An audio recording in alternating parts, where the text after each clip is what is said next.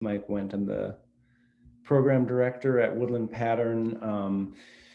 And on behalf of Woodland Pattern, we're just so thrilled to host this celebration of Through This Door and host these amazing poets. I'd like to begin by saying that we at Woodland Pattern acknowledge that in Milwaukee, we live and work on traditional Potawatomi, Ho-Chunk, and Menominee homelands along the southwest shores of Michigami, part of North America's largest system of freshwater lakes where the Milwaukee, Menominee, and Kinnickinnic rivers meet, and the people of Wisconsin's sovereign Anishinaabe, Ho-Chunk, Menominee, Oneida, and Mohican nations remain present. We further acknowledge the grave evil colonialism introduced to these lands through genocide as well as slavery, but also via racist and xenophobic beliefs, laws, and practices that continue to inflict harm upon Black, Brown, and Indigenous lives. We honor those who have lived and do live now at these intersections of identity and experience and are committed to the active dismantling of white supremacy. Again, thanks so much. So super thrilled, again, to celebrate Through This Door, Wisconsin in Poems from Art Night Books, edited by Margaret Rozga and Angela Trudell Vasquez, who will host this evening with design work from Wendy Vardaman and featuring many, many, many incredible poets from Wisconsin. So many thanks to all of you who are reading this evening, to everyone who contributed, and of course to Peggy and Angie for organizing this and hosting this reading, which again, we're thrilled to be collaborating on. We do have copies of Through This Door for sale at Woodland Pattern. So I'm gonna share the first of just a couple of links. So that's gets you directly to the book. And I hope you'll visit us there in lieu of being able to visit us at Woodland Pattern physically for now, but hopefully soon. And then we hope in general that you'll join us for some upcoming events that we have planned throughout the spring, including a 3-day poetry celebration with St. John's on the Lake. That'll be taking place April 15th, 16th, and 17th. We'll feature many locally based poets. Most of the participating poets and speakers are based in Milwaukee and Wisconsin. And then we'll culminate with a keynote reading and Q&A from former US Poet Laureate Juan Felipe Herrera. So a lot of amazing stuff happening in those 3 days, and then other things. So visit us, our website, woodlandpattern.org, or elsewhere, Instagram, Facebook.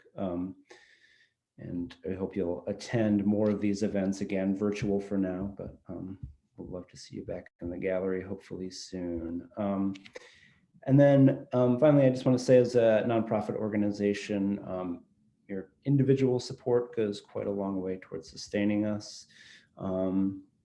And with this in mind, we present our programs on a give what you can basis. So I'm going to share in the chat a link, a donation link, that if you're in a position to give, we greatly appreciate it. Mostly, I want to take a moment now to say that you just being here is truly the best form of support. One technical note in terms of how this will best work is that we'd love to see you this evening, like have your video running if you want to. But if you could please mute your audio, that would be great. And then also feel free to use the chat to, like show some love, some support, shout out to the poets, quote lines that move you or are memorable, etc. Just to, bring some energy, since of course we won't be able to applaud in the way that we can when we're sharing a physical space. Okay, so that's my part in this, and I'm thrilled to turn things over to Peggy, to Margaret Rozga, co-editor of the anthology, who's a poet, educator, activist who served as Wisconsin's Poet Laureate for 2019 to 2020, and just has been a longtime friend to Woodland Pattern. So grateful for you being here. Thanks, Peggy.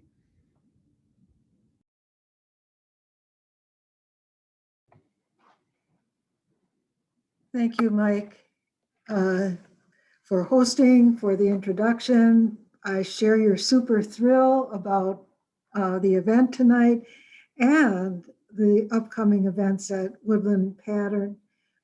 What I'm going to do, first of all, is say a few words about this gorgeous book that we are celebrating tonight.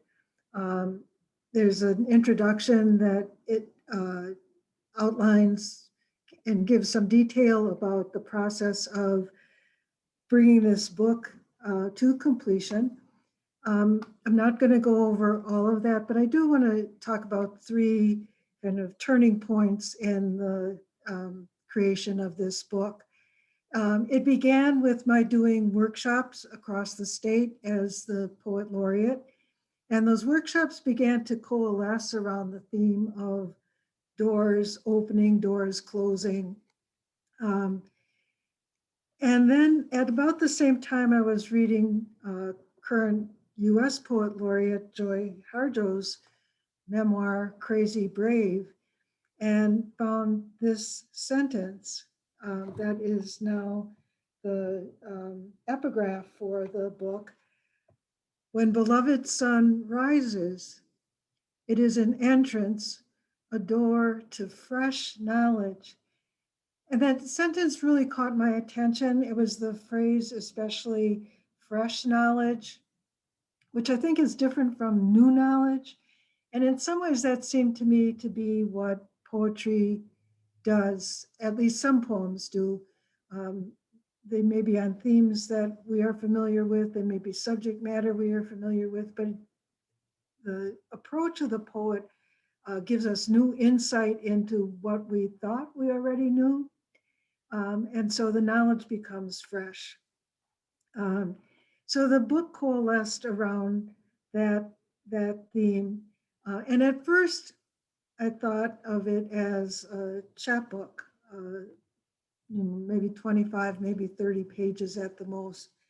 And in talking about it with Ronnie Hess, who is with us tonight, and who was then the chair of the Wisconsin Poet Laureate Commission, she was very supportive. She encouraged the project, and she said, you know, there's no book that has all 8 of the Poets Laureate, beginning with Ellen Court in 2000. And there should be a book that has all of them together. Well, so we contacted all of the Poets Laureate, and they were happy to share work with us. And I'm proud to say that we also have the 9th Poet Laureate in the book, even though it was published before her appointment was announced. That's Dasha Kelly Hamilton. So it's still up to date in terms of the Poets Laureate that are included. So moving from a chapbook to a full-length book, that was one transition that the book experienced.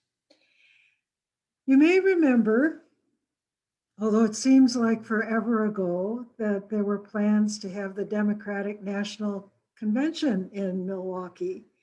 And there were supposed to be 50,000 people coming to Milwaukee.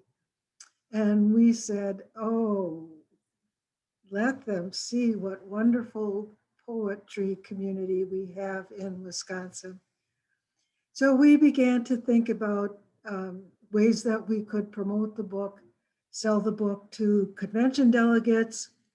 And we thought about putting some of the poems on window clings so that as they would walk around town, they would see the poems on store windows. As they go into a restaurant, they'd see a poem on the restaurant door, maybe have menu inserts in the restaurant menus. And all of those were really great ideas. And I still think somebody should do them. But as you know, there was that, well, what has determined so much of our lives in the last year, the pandemic and the cancellation. And that was disappointing at first. But with the extra time, we didn't have a deadline anymore. We didn't have to get it done by the time of the convention. We continued to add poets. And as a result, I think that the final product of the book is exactly what is described in this review, the shout out that it gets in the current issue of Wisconsin People and Ideas. The review begins with this sentence: no other book captures the diversity and lyrical complexity of the Wisconsin poetry community like Through This Door, Wisconsin in Poems. So we're very proud of this book. I want to also thank Wendy Vardaman, who did the book design, uh, making it beautiful outside and inside. So that's what we're celebrating tonight. I also want to mention that the book is a fundraising project for the Wisconsin Poet Laureate Commission. Nobody received any payment for any part in producing the book. All the profits from the book will go to the Wisconsin Poet Laureate Commission. So if you are so inclined, please do click on that link that Mike provided and order a copy from Woodland Pattern.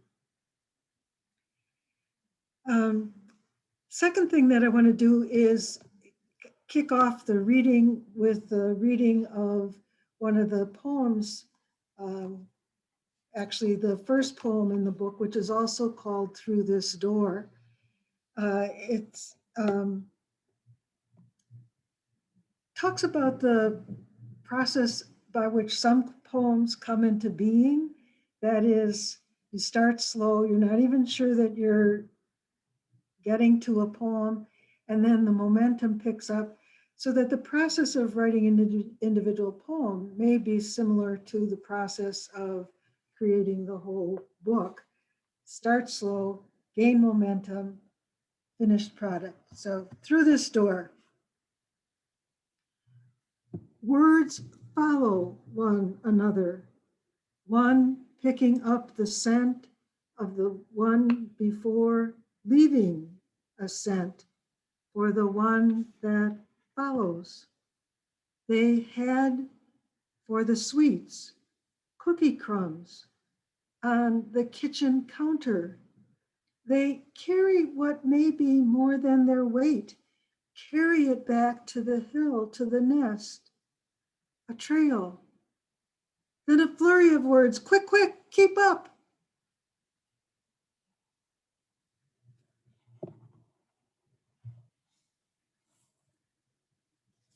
And the last thing that I would like to do this evening is to introduce co-editor Angie Trudell Vasquez, who will in turn be introducing each of the poets who will read tonight. Angie is a brilliant poet herself. Her recent book, In Light, Always Light, was a finalist in Finishing Line Press's New Women's Voices series, and she has a new book in the works. She's an insightful editor, not only of this anthology, but she guest edited an issue of the Yellow Medicine Review, and she's a publisher. It's Art Night Books is her press. She has a can-do spirit at moments when I felt discouraged. It was Angie who said, yes, we can. Yes, we can do this. Yes, this is the next step we will take. And saw a way forward through those moments of discouragement. So I'm happy to call her friend, happy to have the honor of introducing her tonight, Angie Trudell Vasquez. Thank you, Peggy. Such nice, kind words. I always feel a little taller after that. I'm going to read my poem, What in That. Can everyone hear me okay? Okay. And then I will do the introductions. So the poem, What in That, comes from my collection on the wall here. It's from my study of humanity, and it's called What in That. What woman picked the corn, split the husk, and molded the seed that fed the people and opened the world? What being climbed down the tree, made the savannah a refuge? Who caught the strike that lit the bush, that started the spark, that became the flame that lit the hearth and traveled village to village? Hollowed horn of smoldering smoke that started the fire, that cooked the kill, that fed the self to grow so big. What worker birthed the child, cut the cord, swaddled it, and kept on going down her row? What mother walked thousands of miles with two hands held in those smaller than her own? What father carried his child over mountaintops, swam through rivers, crossed deserts and lakes with one arm? What prisoner pierced the lock, walked out into the sunshine? What grandparent let her daughter sleep while the child rose, bathed its skin in rosewater and lavender, sang songs of ones and twos until it cooed back ohs and ahs, blowing bubbles? What woman picked the corn, split the husk, and spilled the seed that fed the people and opened our world? That is What and That. And now it's my pleasure to introduce Ronnie Hess. Ronnie Hess was the chair of the Wisconsin Poet Laureate Commission, where I first got to meet her. And I invited her to read a poem for April to the city council. So I'm very excited about that. They will have the wisdom and art of Ronnie Hess to start this common council meeting. Ronnie Hess is an essayist and poet, author of 5 poetry chapbooks and 2 culinary travel guides. Her work has been featured in several poetry anthologies. She has served as chair of the Wisconsin Poet Laureate Commission and secretary of the Wisconsin Fellowship of Poets. She is a board member of the Friends of Lorene Niedecker. She has taught poetry and creative nonfiction writing classes in a variety of settings, including at the Lee Yawkey Woodson Museum and UW Whitewater's High School Creative Writing Festival. She lives in Madison. Please welcome Ronnie Hess. Gee, thank you. That's really sweet. And I'm looking forward to reciting poetry in front of the city council. So my poem is called The End of the Vacation. And if anybody has a copy of the book in front of them, it's on page 67. In August, my mother took out pencil and brown paper, drew an outline of my left foot, then my right, folded the paper and sent it in an envelope to the shoe salesman beyond the bay. All that summer, I had gone shoeless, running along the beach, diving into the ocean, traipsing across the island, my bare heels hardening, stubbing my toes on walks. In September, a package arrived at the post office. My mother opened the box, watched as I tried on new brown saddle Oxfords, laced them, felt the confines of their unforgiving leather, imagined the city's cement streets, the cloistered school, its gates waiting.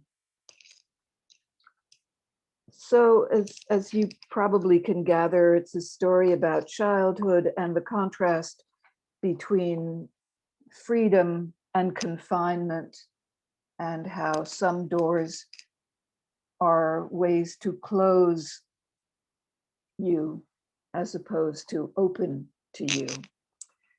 And I thought about Kimberly Blazer's poem, which is the second poem that I'm going to read. Kimberly Blazer, also a past poet laureate, along with Angie. I'm sorry, well, Angie's poet laureate of Madison, but Peggy. And it also speaks to, I think, forgiveness and being large and forgiving of ourselves. So it's a different way of looking at the world from a youthful perspective or an older perspective. So, but you tell me what you think later. The way we love something small. Pause before the mirrored gray of thinning hair. Grant parole.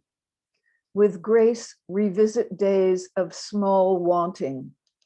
Glass jar on firefly nights, moon a ripe song over water, and something wakening. Now the angle of face lit by campfire, that laugh ringing a bell inside us, its echo a touch, renaming. Each soft space, each sunrise, how simple longing. A bliss, a ceremony, without excess. Its light, though tiny, still spirals.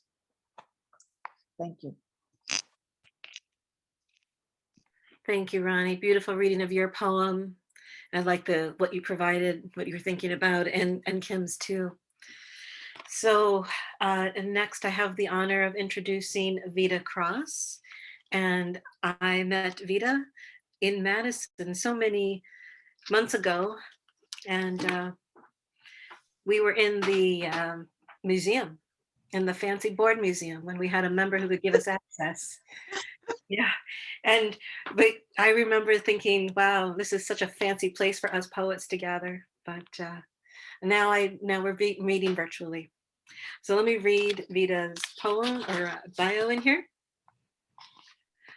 Vida Cross serves on the board of the Wisconsin Center for the Book, WCB, and is a liaison for the Wisconsin Center for the Book for the Wisconsin Poet Laureate Commission. A 2018 Pushcart nominee, her book of poetry, Bronzeville at Night, 1949, debuted in 2017.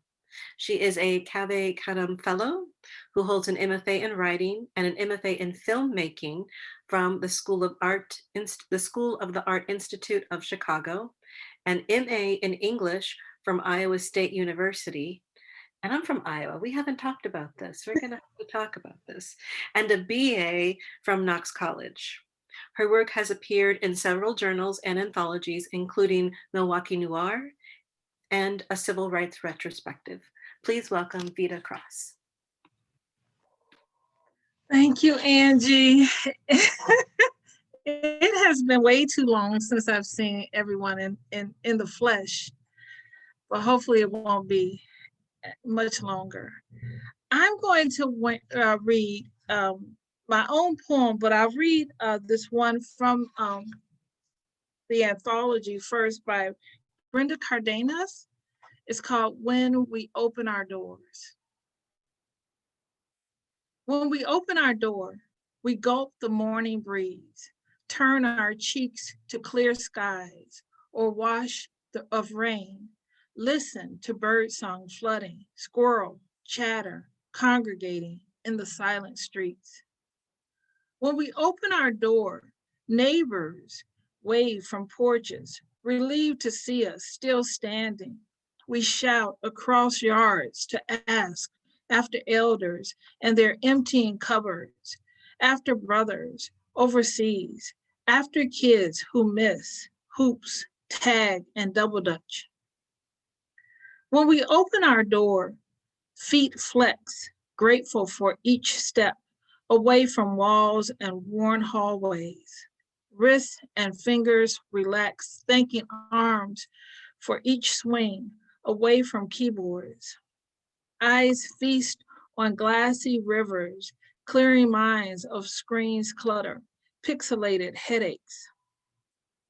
When we open our door, we pass deer grazing in a cemetery filled with lonely stones.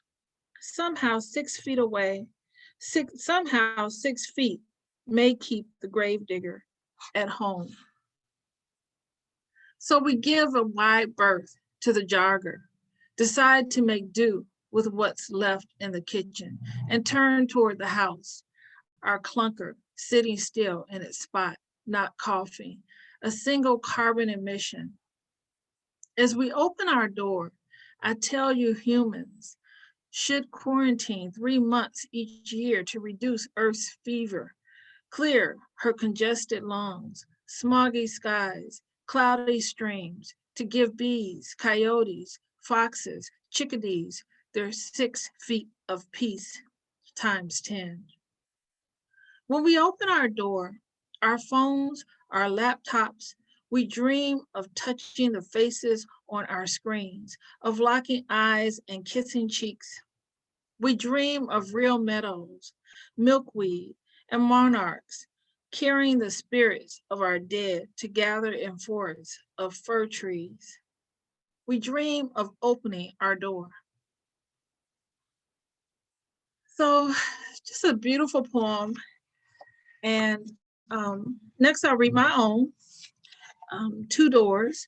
And I'm so grateful for the opportunity to have included my poem in this anthology. And later I learned that it was nominated for the 2020 Pushcart. Thank you, Angie, for great looking out. And so I appreciate that greatly. And I think it's a beautiful anthology and a beautiful poetry included. So by way of introduction, I'll explain that my poem was based on research that I was doing at the time I wrote this poem. I was researching the history of African-American slaves who were cooks and what they had to do in order to prepare food. And one of the things that took place was they had to carry the food from a shack outside of the main house to a back door that led to the main house, but they could not enter the door. And they'd leave the food for someone else to come and pick it up. And one of the things that they had to also do was sing to make sure that it was obvious they weren't eating the food. So that is what led me to write this particular poem. Two doors. One, between two doors, the slave women carried food from cook shack to main house. There was hunger from not eating, from saying goodbye to that which you had created. Oh, how it was prized and paraded between two doors. Two lines. I dreamt I was in a soul train line on the left. All the Black people from my college alumni rocked back and forth, wearing suits and dresses. No one would dance down the middle. Too good to do the Lindy Hop. The lines wouldn't move. They were a simple sway, rocking back and forth in place. 3, a rectangle. Draw two lines that are horizontal. Connect two lines that are vertical on each end. Trap something in the middle. Thank you.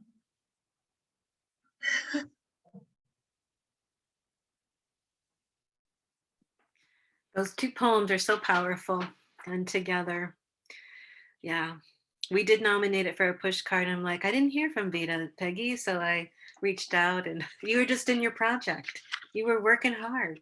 You're doing the work. I was buried underneath some papers. Well, it's a wonderful contribution. So next we have Tracey Sperko. And I wanted to say this poem immediately, Peggy and I are like, this has to be in the book. This is history. And so thank you so much, Tracey, for letting us put this in here. Tracey Sperko is a veteran and nurse who lives with her husband, son, and dog in Milwaukee, Wisconsin. As she served her country once, the destruction of democracy in Wisconsin calls her to stand up when her community is in need. The poem is the emotion of an extreme day of attempted voter disenfranchisement and a city's acts of bravery during a pandemic. Tracey feels the character of Milwaukee understands the action in Martin Luther King's quote, "The arc of the moral universe is long, but it bends towards justice only with the right to vote." And Tracey, I didn't get to tell you this, but I spent 10 years in Milwaukee working for the ACLU. So it really resonated with me, this piece. So please welcome Tracey Sperko.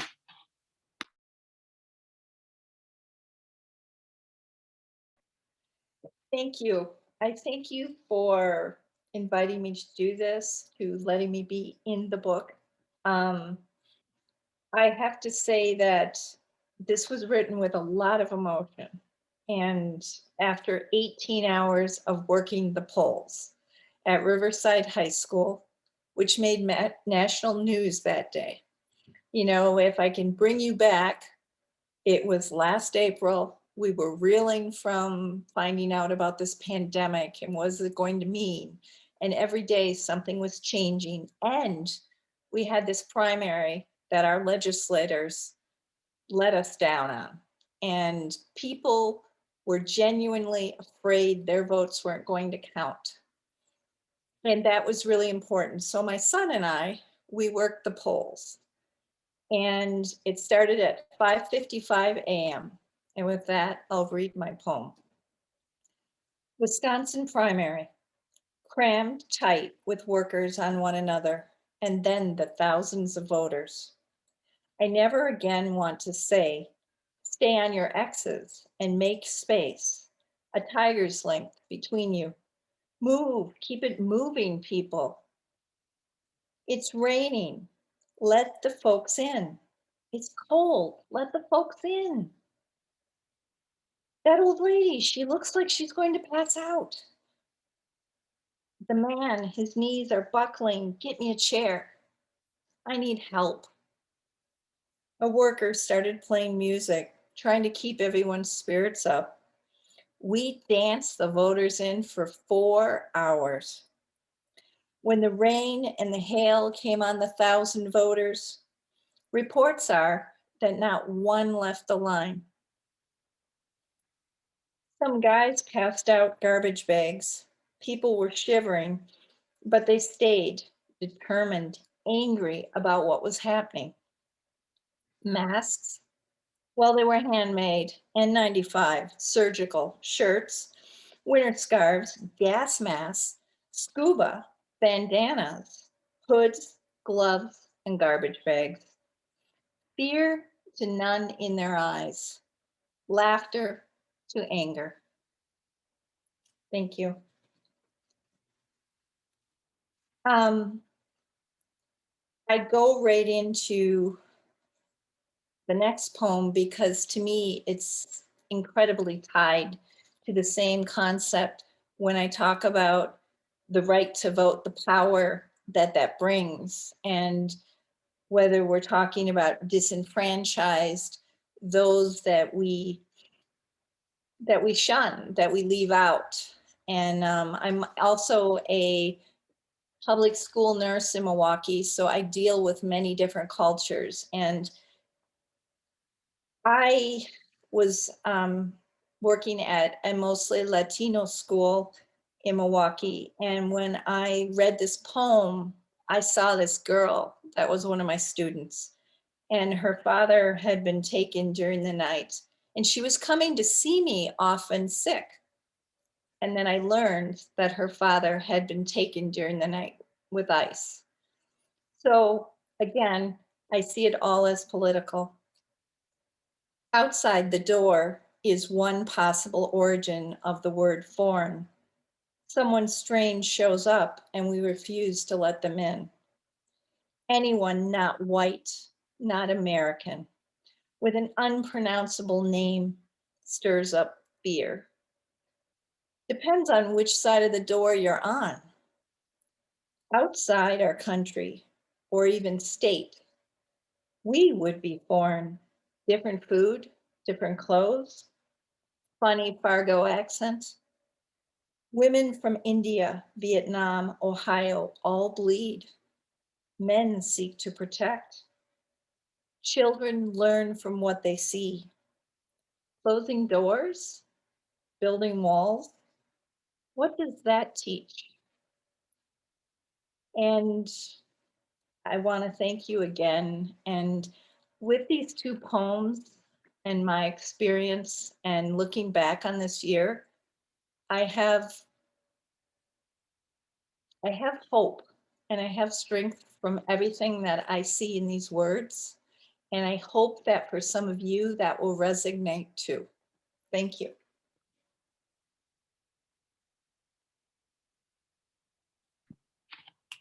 Such powerful words, Tracey. Thank you.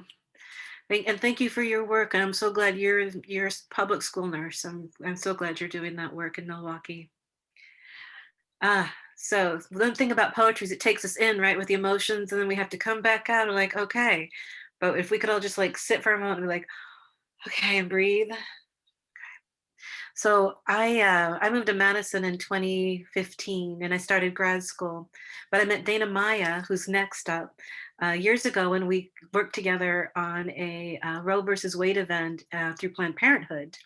And, you know, there's some people you meet instantly, you're like, oh, we have so much in common. So I'm wearing a shirt that she delivered to me when I started my Madison Poet Laureateship. And one of our friends, Araceli, is like, you should just rip that off and put that one on. But I didn't, you know, but I thought I wanted to wear it tonight. So this is from my friend Dana, who lives here in Madison with me and makes it less lonely. Poet and essayist Dana Maya is from the Mexican diaspora. Her work has appeared in feminist formations, Volta, the anthologies Listen to Your Mother and Basta, 100 plus Latinas against gender violence, zines, city buses, memorial sites, museums, and other public spaces. She collaborates with artists transnationally on projects for social change and writes with the Madison Collective of Poets called the Spontaneous Writing Booth. Recent works have responded to youth incarceration, strangers, diagnosis, gun violence, immigrations, and longing/belonging.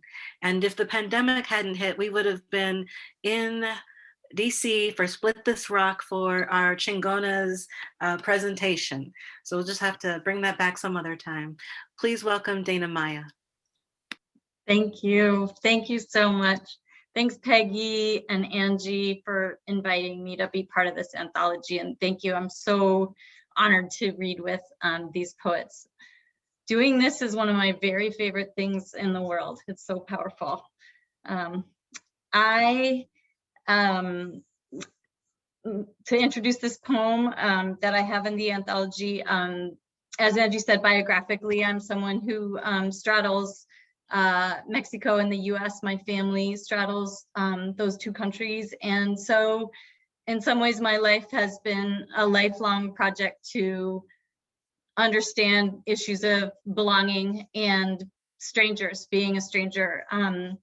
So this poem is part of that life understanding in many ways, and it's also part of a developing written project on that topic of strangers. It was written really early and very quickly in the days of the pandemic, because obviously this plague really deepened our experience of strangers in many ways.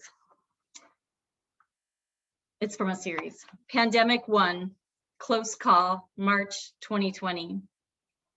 When the pandemic came, the doors of the houses closed. Then the restaurants closed. The doors to the schools closed. And the shops and salons closed. Then the places that never close closed. We went home, took off our real clothes, put on pajamas and sat close. Read the news. It said, don't stand too close. The space prescribed was 6 feet. But every gap became an opening. It filled with longing. We couldn't stop looking at each other, as we always had, but more. My eyes, her eyes, downcast, walking the bike path, we held our breath as we passed. We wanted to know strangers. We thought about strangers every night as we read. We were good citizens. We washed our hands. We thought about bodies and missed all the people we knew and didn't know. The distance is closeness. It's danger, or it's safety, or it's love, or sickness, or if not, it's a close call.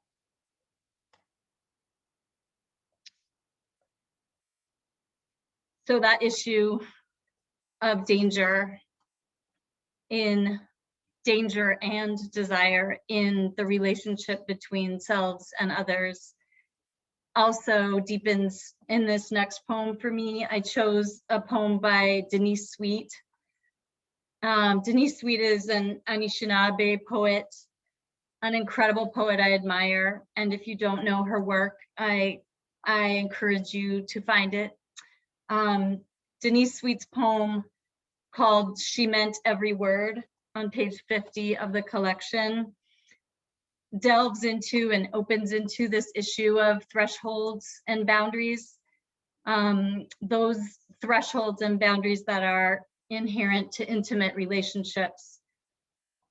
So it's a very deep poem for me in that sense.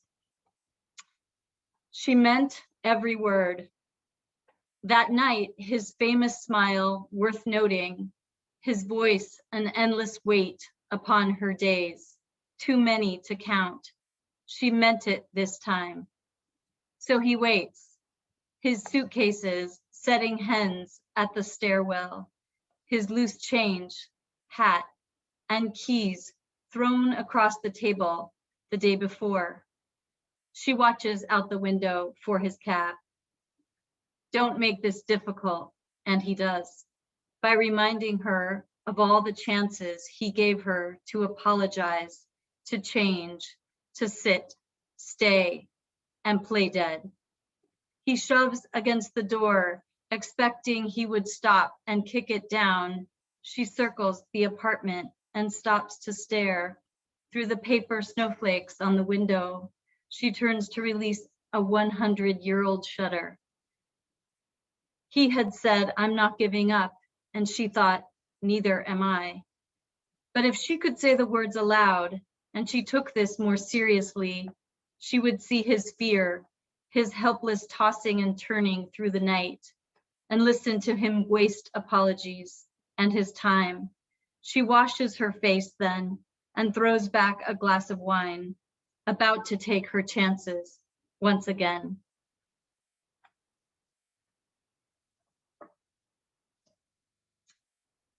I want to leave with that invitation to think about strangers and also the strangers close to us and the strangers within, which came up in Peggy's talking to. I think that poetry opens us to strange language, and that's one of its gifts. Thank you so much.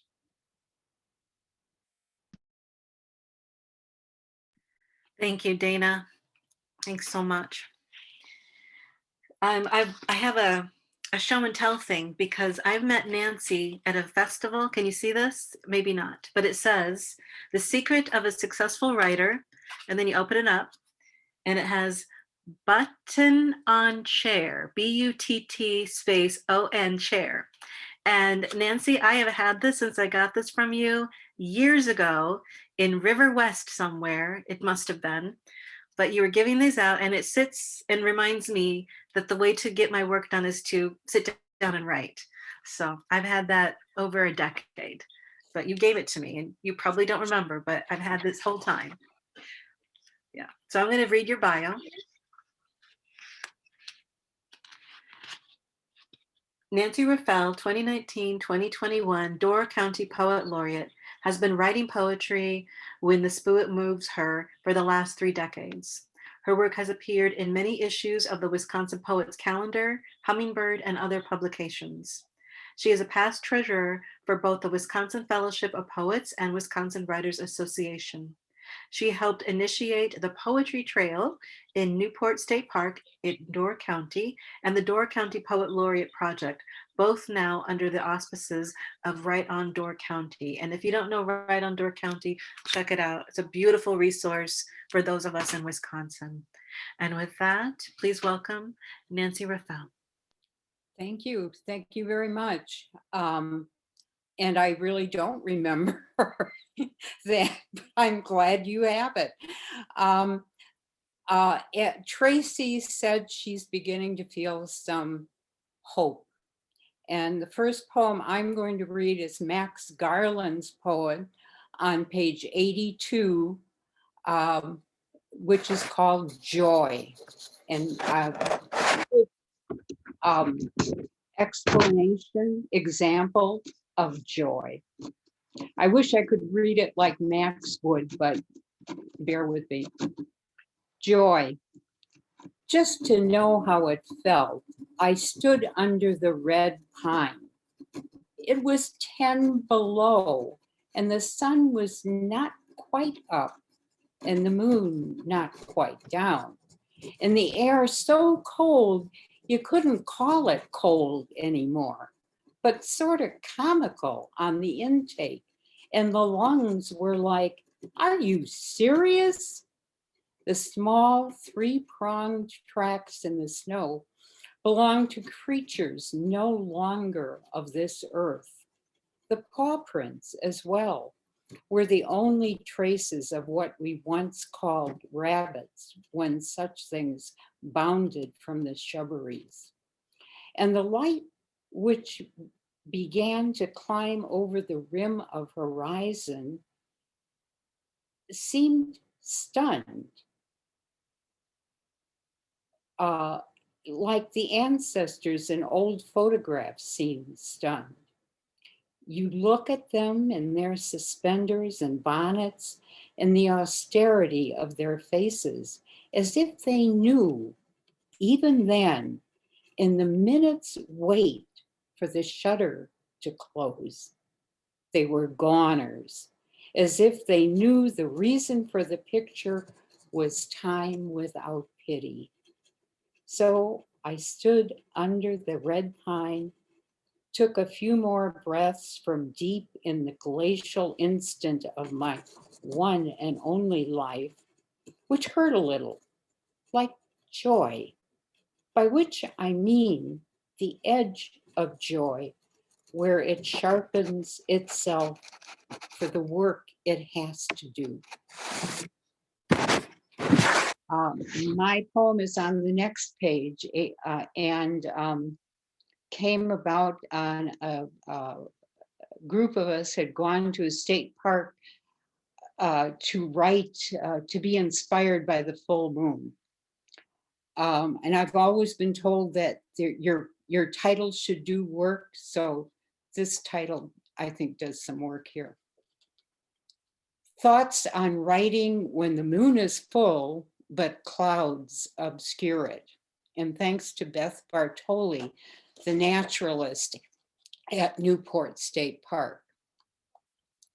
While waiting for others to arrive this overcast, rainy evening, several of us watch a caterpillar cast off its skin and begin the journey to butterfly.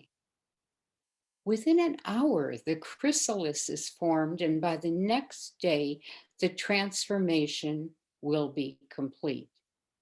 The entire cycle from egg to butterfly takes about 30 days. Time for the moon to go from full to new to full again. Time for a woman's body to prepare for the possibility of new life. Preparations that repeat monthly. This Pisces moon has many names and is thought to have the power to cleanse, to renew, to create. I am ready to bathe in its golden glow and, like that newly emerged monarch, which may or may not be the generation destined for Mexico, I am ready to spread my wings, ride the currents, relying on my inner compass to stay the course. And I want to echo everybody's thank you for putting together this wonderful book, and that we have all the living poet laureates of the state here. Yes, thank you.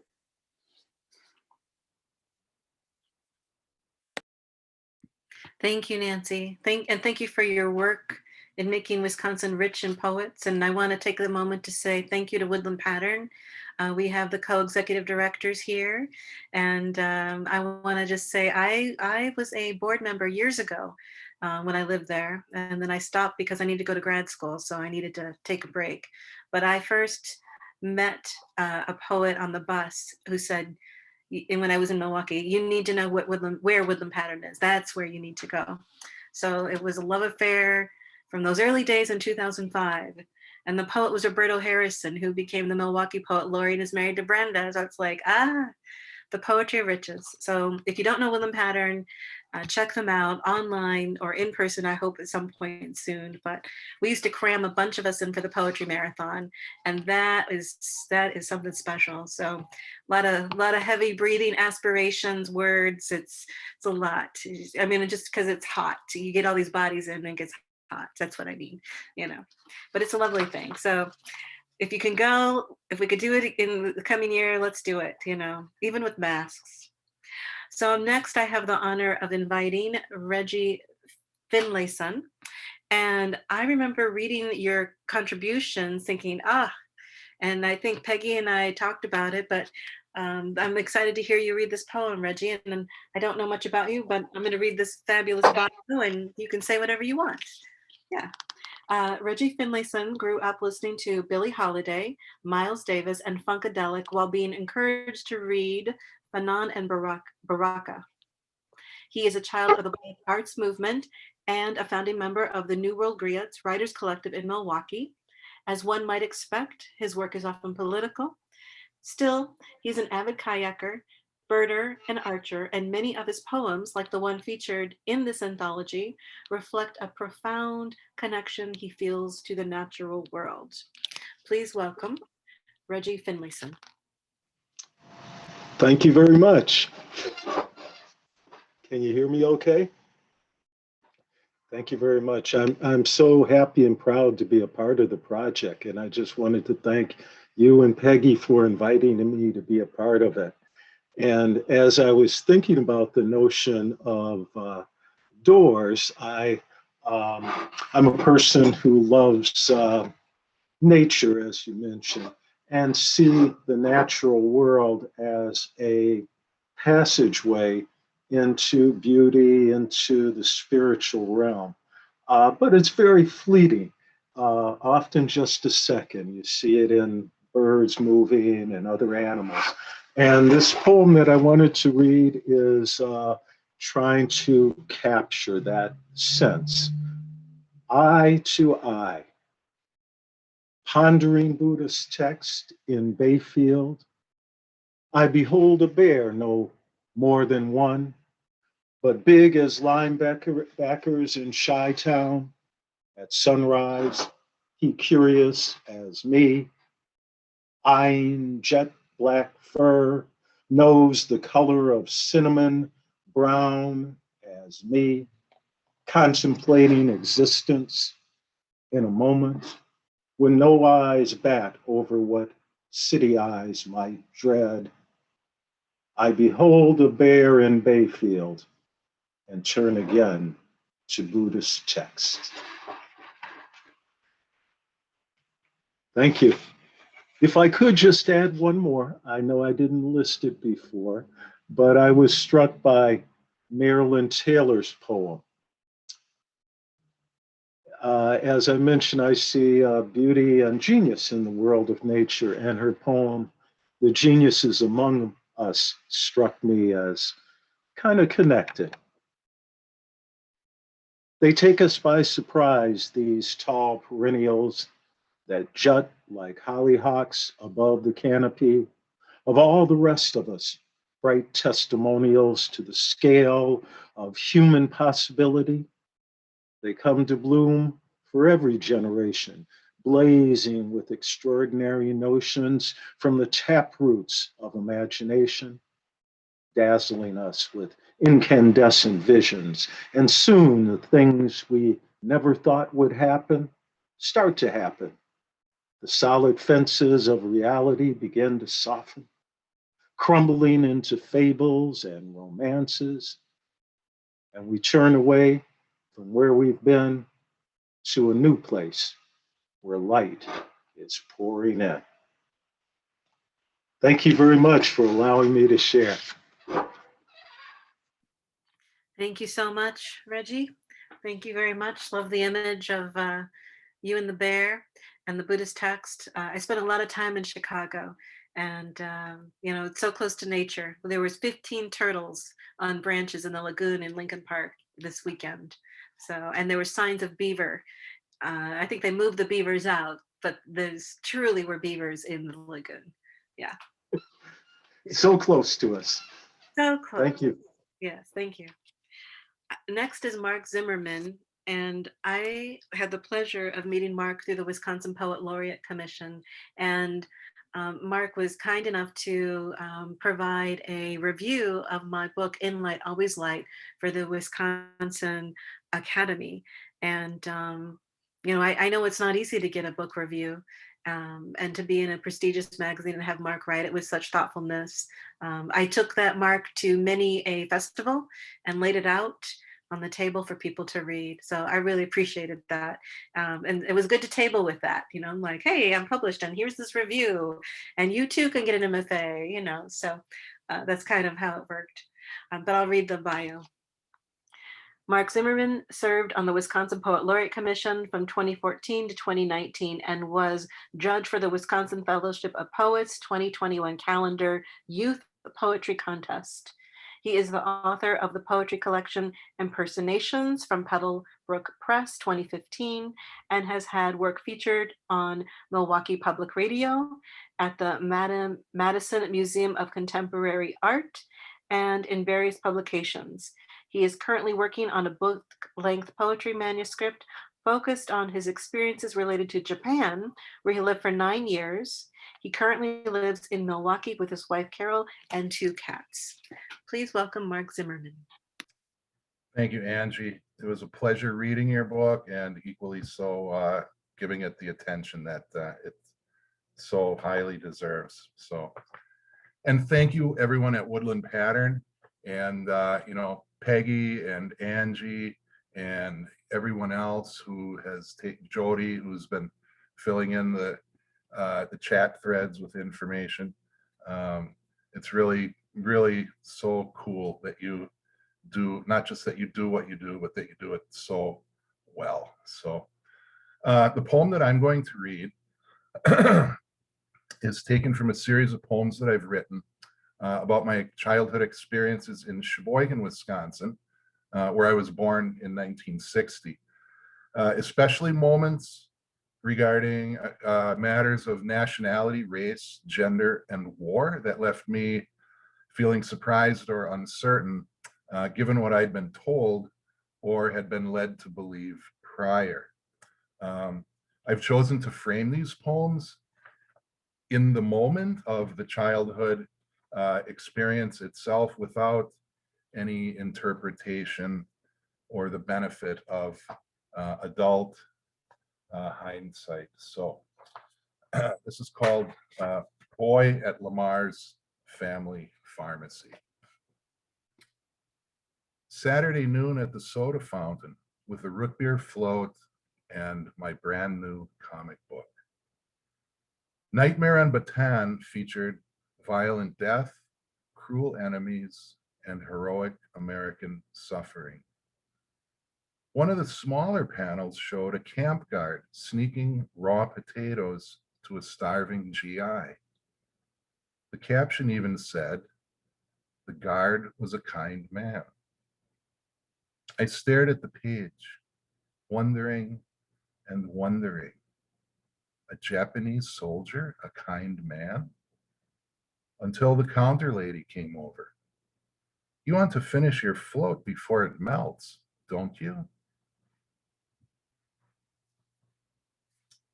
The poem that I chose to read, just by one of those happenstance matters, was Marilyn Taylor's sonnet, but it's been read by Reggie. So I guess in the spirit of spontaneity, I'm just gonna kind of spin the wheel and see what this opens on to. Wendy Vardaman London, King's Cross, October 24th, 2008. And this is just a raw reading, so here goes.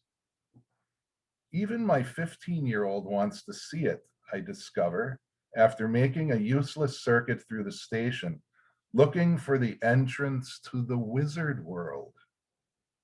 Do you want to go back? I ask, but they won't admit they do, embarrassed by this bit of childfulness. So in the end, I have to insist, it won't take long. When would we ever be this close again? And so we take one more careful lap and find ourselves at last, porters rushing past, across from platform 9 3/4, where my daughter snaps one quick shot, no one else midweek to jostle us, a long way off again when the disappointed son reveals he hasn't seen the sign, didn't know that we were there. So a nice little shout out to Harry Potter and company there from Wendy Vardaman. So lastly, I would just like to give a mini shout out to the current issue of Bramble for winter spring 21, which is now available at wfop.org, and which features work by a number of people who are here with us tonight. Ronnie Hess has some work in it. Ed Werstein, Phyllis Wax has work in it. And if I've missed, I don't have the entire list of everyone who's in attendance tonight, but it's available, and it's an all poetry expanded issue on the theme of reckonings. So there's a lot of fine work in it, and I invite you all to check it out. And so thank you for inviting me tonight and for giving me a chance to share some work with all of you. Thanks. Thank you, Mark. I loved how you spun the wheel there, and yet the poem you did worked so well with your own. Like, that couldn't have been planned better. The poetry gods are with us tonight. Yeah, yeah. And you mentioned Bramble, but I want to mention the Wisconsin Fellowship of Poets. Encourage people to go check it out, become a member, renew. It's there's so many great institutions, poetry institutions in the state of Wisconsin. We're very fortunate. Yeah. So last but certainly not least, we have Karen Middleton. And Karen, you and I have never met. It's only through email, but I'm looking forward to this. And I know you were at our last reading. So thank you so much for being here and for being at the other one. Karen Middleton has been in Wisconsin for decades and loves it here. Living in the Milwaukee area has allowed her to take a poetry class led first by Phil Ziefel and then by Margaret Rozga that changed her understanding of poetry, craftsmanship, and teaching. What doors it has opened for her. She thanks mentors and fellow workshoppers. And Karen, I'm still learning too. I wrote down what Nancy said earlier, titles should do work. So always an opportunity to learn from others. So please welcome Karen Middleton. Thank you. When Mark was reading that poem, even though he picked it up cold, he spent time on the word childfulness. And that poem was read at the last reading that I went to from this book. And I remember that word then. And one of the things tonight that's been wonderful is listening to single words come out of the poem sometimes. Just lovely. Well, my poem is about my childhood as well, though I have been here since 1976. I wasn't born here. So the poem is on page 66, and it's called Quit Running In and Out. Because when you live in Texas, the door is what keeps the mosquitoes out. It's what keeps the wolves out. It's what keeps salesmen and religious people out, and whatever you need. But when you're a kid, it's also what you have to learn how to close quietly in order to be a grown-up or even tolerable to other people. So this is memory. Quit running in and out. You're letting the flies in, and don't let the doors slam. Out you go.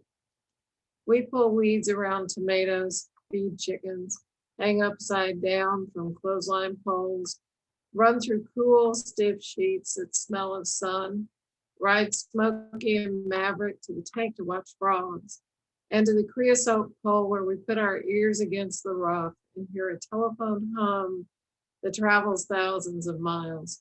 The world is big, but the heat dries us, tires the horses, and cactus barbs can't be pulled out straight. Lunch waits for us back at the house, and after, Mama's kind of siesta. Library books whose hardbound but soft pages smell of glue and ink and hold surprises. Hidden heroes painted in watercolors as they were meant to be. We become drowsy. Sleep glides from our spines to our shoulders, then to the front of our eyes, deep but quick. After we wake, neighbors come over. We climb mesquites, chew their resin, play stories in the circle of birches where grass stays green, and we drink from the hose. The cool water is hard to gulp down, but it lets us stay out with the flies and the noise, the heat and the hum, the cactus and the drowsiness. It teaches us our only enemy is the door. The other poem I like to read is by Sarah Sarna, and it's on page 51. And if you know Sarah, you know she's an actress. And so I can't do the poem justice, but I can pay tribute to Sarah Sarna anyway. Other doors. It also has irony, which is a great liberator of women. Other doors. If I forget to breathe, I am briefly inhabiting another room, another life, so fully engaged in mind that body is suspended. You see me here, but empty. As I explore possibilities no longer open to me. Listen for my next breath. It will tell you if I mourn this closed door or if I have locked it. So thank you very much. And thank you, Peggy and Angie and everybody for making poetry a real fun world to be in, even if I don't fix the 6 feet seems a little closer when we're all on the screen together. So thank you. Thank you, Karen. And the thing about your poem, I remember, it reminded me of my childhood.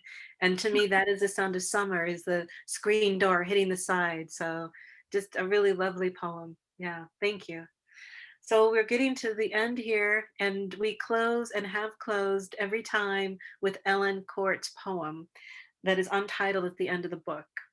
And I think we started this from the beginning and we've never stopped, but I'm going to read her bio because she's not here. And I want to honor the people that are our poetry and literary ancestors. So I'll read her bio and then I'll read the poem and then we'll just see what happens, right? Ellen Court Appleton was Wisconsin's first poet laureate, serving from 2000 to 2004. Ellen passed away in 2015. She taught at local universities and schools and conducted writing workshops for at-risk teens, nurses, physicians, and for survivors of cancers, AIDS, and domestic abuse. Ellen authored 11 books and 8 collections of poetry. Her poetry was performed by the New York City Dance Theater and is incorporated architecturally in downtown Milwaukee's Midwest Express Center, the Green Bay Botanical Gardens, and the Fox River Mall.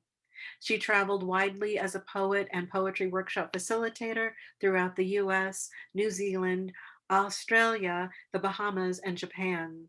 The Ellen Court Peace Park in Appleton is in the planning stages. And Peggy worked with her daughters to get permission, and the daughters got copies. And someone submitted an Ellen Court poem for the Bustline Poetry competition. So I was really excited about that as well. So I'm going to read this untitled poem by Ellen Court. Celebrate the rhythm you find here. Breathe in whatever it is that sweeps your heart clean. Breathe in the simple, magnificent spirit of who you are. Celebrate the utmost care it takes to live keeply, to find kindness in all things. Honor the journey of where you started, where you are going, and what it is that guides you. Celebrate this place of rest, this place of promise.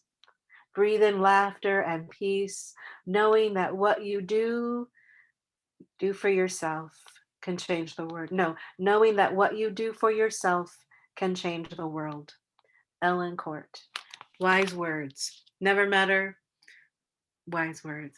So I don't know, Mike, if you want to do a Q&A or we all want to unmute and talk at once or what we'd like to do, but it feels like we should open up a little.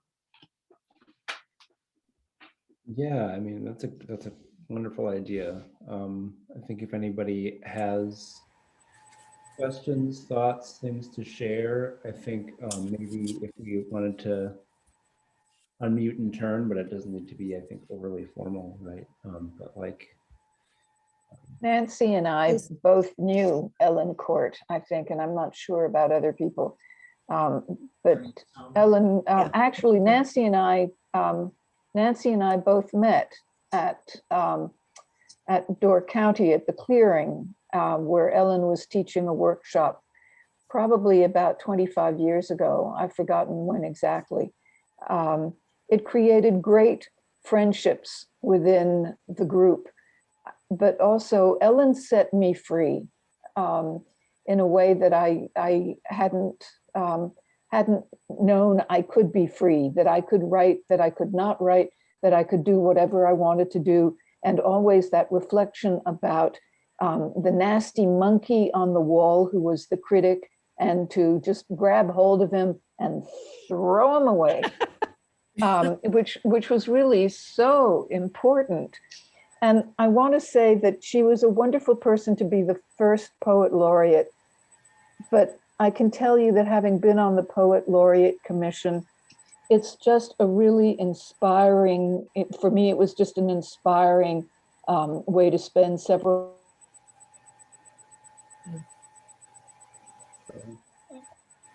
Ronnie, you went mute. Sorry, somehow you're muted. I'm sorry, I didn't even, it was you. I didn't touch it. I just wanted, one last thought, the poets laureate that have followed her have shared with Ellen, I think, this largeness of spirit, this kindness, this grace, the care about the art and the poetry, but the care of the people who love it along with them. And I think that that's just absolutely critical. I just wanted to say real quickly, if vidacross, are you still there? Because I wanted to tell you there's a wonderful book in the Milwaukee Public Library in the children's section, and it's called something like Tea Biscuits or something like that. But it's about a slave woman who had children and grandchildren, and she worked in the kitchen and she wasn't allowed to give them to her children. So she would kind of sneak them in the pocket, and she knew she was could get in big trouble for that, but she still did. It's a beautiful children's story. I would be glad to send the title to Michael if I can find it, because I read this to my grandchildren 5 years ago. And so it's been a while and I don't remember the title, but I will try to find it and then I'll send it to Mike and then he can send it to you.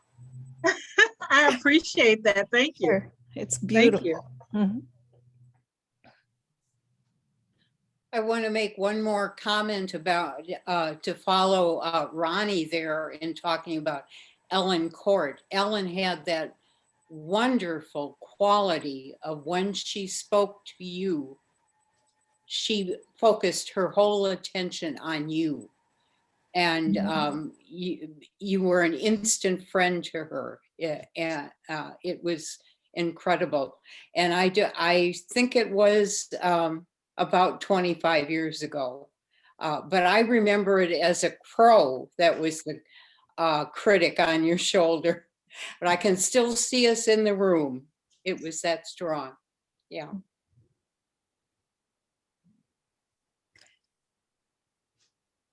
She always cared about everyone.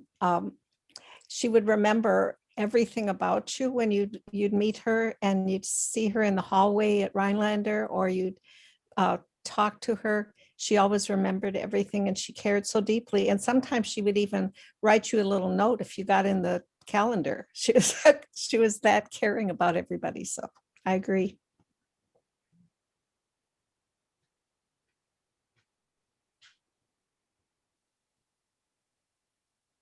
I wanted to say that I love the theme of the door throughout the poem, that, you know, when you're writing, I don't know your mind, well, you feel like your themes are your own and that you've kind of cradled them somehow and made them particular. And when you see the theme of the door carried out throughout the anthology, you see that they are extremely particular, but that looking at that one thing, the door, over and over and over again in a variety of ways is enlightening and adds an element of growth to yourself as a thinker. I don't know how else to put it.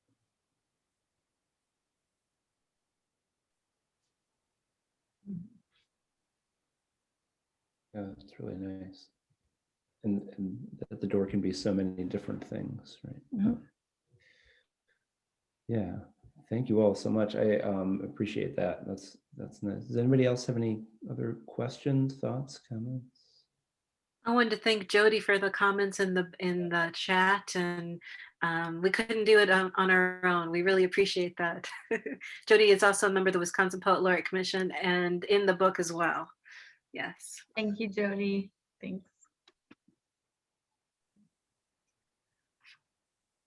Thanks, everybody. Thanks for the haiku shout out, Dana. I like the high and the cool. Yeah, you know, poetry. I a lot of haiku, people.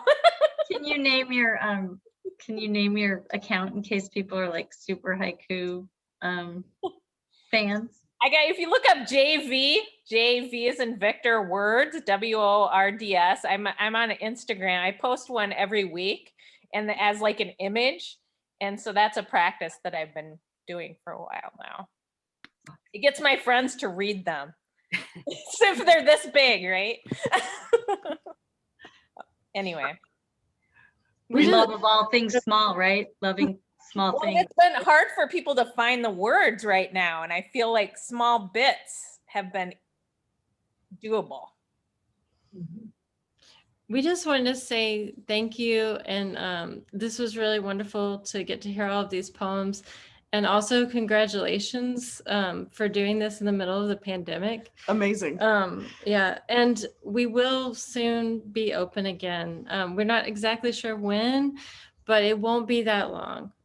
So look out, we'll get you some information when we have it. Certainly. And it was really, truly wonderful to hear you read your own poems and other people's poems. Yeah, it's like this incredible round robin that brings in the spirit of everything, those present and those not. Yeah.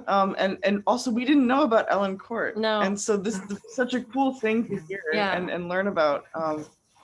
We're still new to Wisconsin. I mean, we've been here for 3 years and we feel very much of this place, but we're still learning so much. So it was nice to learn something tonight. So cool. And by the way, some of you may not know who we are. Oh yeah. This is Laura and I am Jenny.